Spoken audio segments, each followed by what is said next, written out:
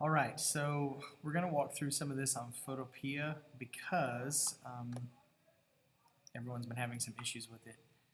I've been having issues with it too because the computer that I have is very, very slow.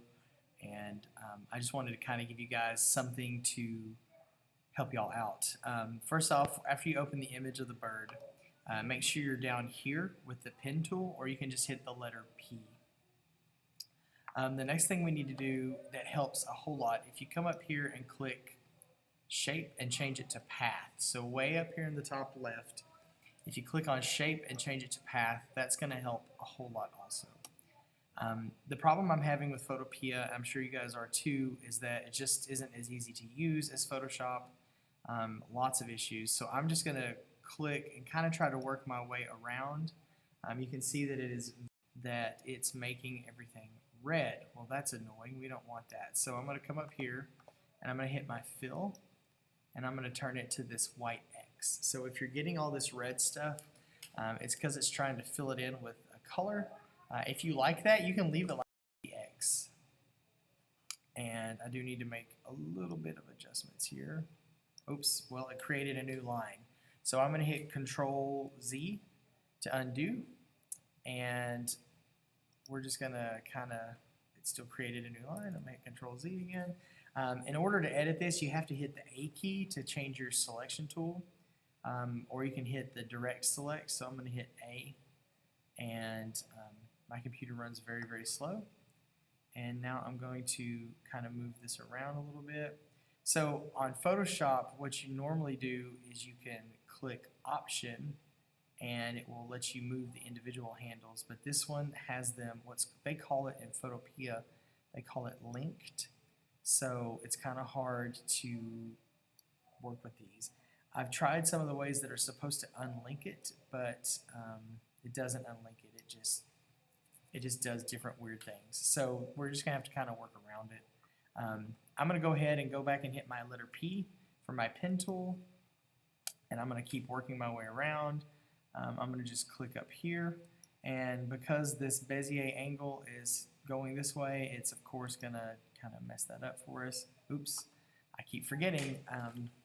I've got to hit the A tool to go back and edit. So you can just I'm going to hit the A tool. I'm going to come back over here. I'm going to just scoot this all the way in, and it'll kind of straighten it out. And you can just kind of drag that and adjust it. There we go. So I'm going to come back and hit my pen tool. And we're just going to keep going and just kind of work our way around. Oops, it's creating a new path. So I've messed up. I need to come back and try this again. Like I said, guys, this is just really, really frustrating.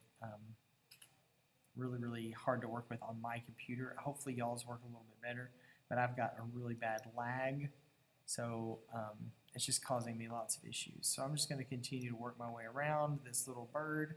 And for you at-home learners, I'm not looking for 100% accuracy because I know you don't have the best tools, but do the best you can with this bird.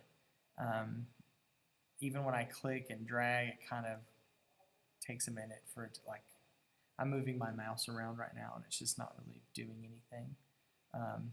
And it says that this web page is using all of my memory. Of course it is. So I'm just going to go ahead and just garbage mat around this thing and just click down here, and that looks almost like a bird. It's just really laggy, so I clicked and it's going to take several minutes, and I'm going to close my pathway. So the main thing about these pathways is that you want them to close, and that helps out a whole lot. If your computer is working better than mine, then hopefully you can work your way around it and make adjustments to the Bezier handles and adjust the angles similar to what they did in Photoshop. If not, you kind of have to do this. When you get finished, you're going to come up to the top where it says Make Selection and click that. And I clicked it. We're just going to wait for a minute. Oh, and finally it pops up. Anti-alias is on. We're just going to leave it like this and hit OK. And wait for it to turn into a selection. There we go.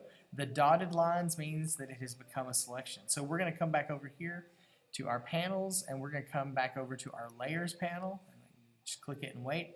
here is the hard part. This is a little bit confusing because you don't have to do this in Photoshop. But on Photopea, you need to reselect your background. So click on your background. You've got it reselected, and now we're going to come down here to this square with a circle in it, and that is the mask tool. So we're going to add a mask, and I'm just going to click it, and the background should disappear, and part of the bird will disappear. Hey, look at that. That looks amazing. Good job, Mr. Brown.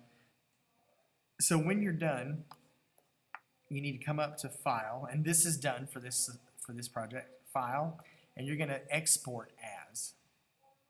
So we're going to export it as, and we're going to export it as a JPEG, a JPG. So I'm going to click JPEG. And it's just going to take a while because the computers they gave me up here are ridiculously slow. And so you can turn the quality up to 100%. I'm just going to hit save. Oh, well, I was going to hit save, but now I'm just waiting.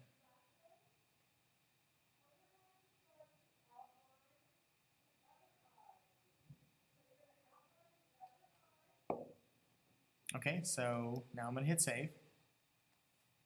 And we should get a pop-up box. Now on my machine, it asks me if I want to download it. I'm going to allow it. And it's going to go to my downloads folder because this is this is an actual computer, an iMac.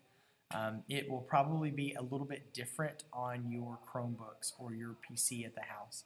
So you should be able to figure that out without much problems. But if you have any issues, just let me know. And that is essentially all you have to do. Today there is a new assignment that is a cityscape where you're going to be adding a background layer. So you're going to need to do this method, the exact same thing, and outline the city. And you're basically going to outline everything but the sky. And you're going to use a mask to get rid of the sky, and then you're going to drop in another image, an image of space, and put that in the background. So you will actually drag the image of space behind the city, and that will get you all fixed up. So if you have any questions, email me, william.brown@terralisd.org. I'm sorry this has turned into such a really difficult thing. We're trying to figure out a way to make it better, but it's just kind of tedious. So I will send y'all some more videos later when I get home and actually have a good computer to work on. So hope you guys have a good day.